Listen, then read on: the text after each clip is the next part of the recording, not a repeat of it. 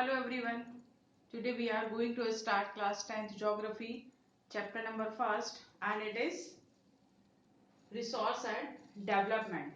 Resource it means संसाधन and विकास. तो firstly बच्चे रिसोर्स क्या है? Resource what is resource? वो सारी चीजें जो हमारे एनवायरनमेंट में अवेलेबल हैं और जो हमारी जरूरतों को पूरा कर रहे हैं वो है रिसोर्स. लाइक अ पेन. जैसे मुझे लिखना है तो लिखने का काम किसने पूरा किया? पेन ने. तो पेन क्या हो गया मेरे लिए? रिसोर्स हो गया. जैसे कॉल, वाटर, एयर, मिनरल्स, ये सब क्या है? ये रिसोर्स हैं. Everything available in our environment to satisfy our need and make our life comfort. जो हमारी जरूरतों को इजीली पूरा कर रहे हैं वो सब हमारे लिए रिसोर्स हैं. यहाँ पर रिसोर्स के कुछ क्राइटेरिया हैं. तो रिसोर्स के 3 क्राइटेरिया हैं. First criteria is it should be technologically accessible. वह टेक्नोलॉजिकली एसेसिबल होना चाहिए. Second one, it should be economically feasible. वह इकोनॉमिकली फीजेबल भी होना चाहिए. And third one, it should be culturally acceptable. और वो कल्चरली एक्सेप्टेबल भी होना चाहिए. तो ये क्राइटेरियाज क्या हैं? जैसे हमने फर्स्ट क्राइटेरिया बताया कि it should be technologically accessible. Technologically accessible का क्या मतलब है बच्चे? कि हमें पता चला है कि कहीं पर अर्थ में रिसोर्स हैं और एनफ अमाउंट में हैं. तो क्या हमारे पास वो टेक्नोलॉजी है कि हम उसको एक्सट्रैक्ट कर सकें?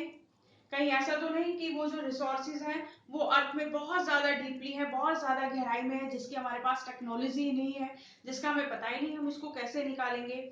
तो it should be technologically accessible. मतलब जो रिसोर्सेज है उसकी टेक्नोलॉजी हमारे पास होनी चाहिए. उससे हमें पता होना चाहिए कि कैसे हम उसको यूजेबल कर सकते हैं, कैसे हम उसको निकाल सकते हैं. ठीक है बच्चे. सो सेकेंड वन है इकोनॉमिकली फीजेबल. इकोनॉमिकली फीजेबल का क्या मतलब है बच्चे? कि हमें पता है कि रिसोर्स है अर्थ में, हमारे पास उसकी टेक्नोलॉजी भी है.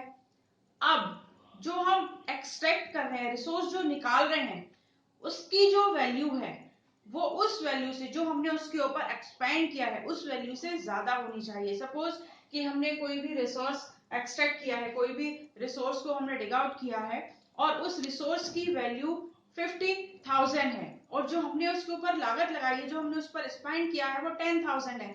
इसका मतलब जितना हमने खर्च किया उससे ज्यादा हमें मूल्य, उससे ज्यादा वैल्यू का हमें रिसोर्स मिल गया. तो इट इज बेनिफिशियल. और अगर जितना हम उसके ऊपर स्पेंड कर रहे हैं उससे कम वैल्यू का अगर हमें रिसोर्स मिल रहा है तो इट इज नॉट फेजेबल. तो जो हम रिसोर्स एक्सट्रैक्ट कर रहे हैं उसकी वैल्यू ज्यादा होनी चाहिए. तो it should be economically feasible. अब बच्चे लास्ट आता है कल्चरली एक्सेप्टेबल. अब कल्चरली एक्सेप्टेबल क्या है? कि हमें पता चला कि रिसोर्स है, ठीक है, रिसोर्स है और वो प्रॉपर अमाउंट में है. ओके. अब हमने उसकी टेक्नोलॉजी भी हमारे पास है कि हम उसको टेक्नोलॉजी को यूज करके उसको निकाल भी सकते हैं.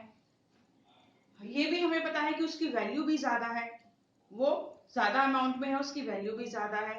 अब अगर वो रिसोर्स किसी टेम्पल के नीचे, किसी मॉस्क्यू या किसी चर्च के नीचे है तो क्या सोसाइटी अलाउ करेगी कि हम उस मंदिर को, मस्जिद को तोड़कर उस रिसोर्स को एक्सट्रैक्ट कर सके, उस रिसोर्स को यूजेबल बना सके, निकाल सके?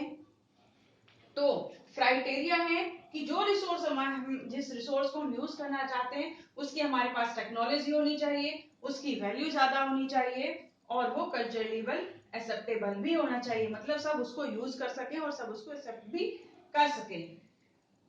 इसके बाद अच्छा आता है बच्चे human resource. Human resource, what is human resource? Human resource is the most important resource. Most important resource क्यों है? हमने कहा कि जो ह्यूमन रिसोर्स है वो सबसे ज्यादा इंपॉर्टेंट है. क्यों? ऐसा क्यों है? क्योंकि वो ह्यूमन ही है जो अपनी नॉलेज, स्किल्स, एजुकेशन और टेक्नोलॉजी को यूज करता है और उसको कन्वर्ट करता है रिसोर्स डेवलपमेंट में. उससे वो रिसोर्स को डेवलप्ड करता है. Process of transformation of things की जो जैसे वुड को हमने ट्रांसफॉर्म करना है किसी दूसरे फर्नीचर में तो ये जो ट्रांसफॉर्मेशन है, process of transformation of things, interdependent relationship between nature,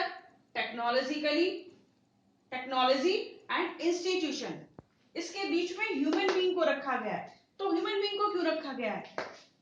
ये इंटरडिपेंडेंट, ये जो हमने दिखाया इसका मतलब है कि इंटरडिपेंडेंट है। इंटरडिपेंडेंट कैसे है?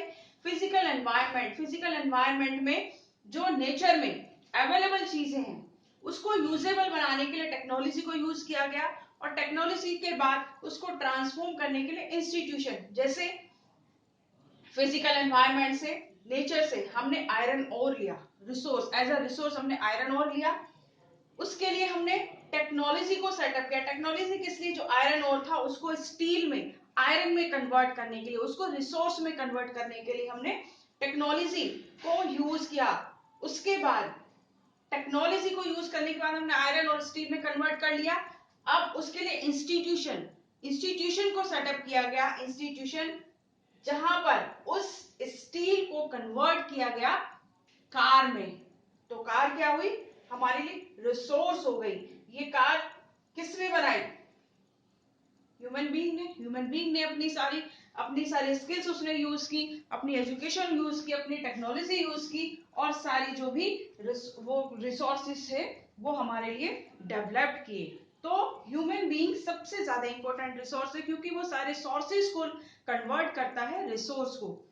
तो इसके साथ ही बच्चे ये टॉपिक आपका खत्म होता है। बहुत इजी है, अगर नहीं समझ में आया तो एक बार फिर से देख लीजिएगा आप इसको, सारी चीजें आपको क्लियर हो जाएंगी। इसके बाद हम एक नया टॉपिक लेकर आएंगे, classification of resources. Next video में उसको देखते हैं। Till then good bye, take care.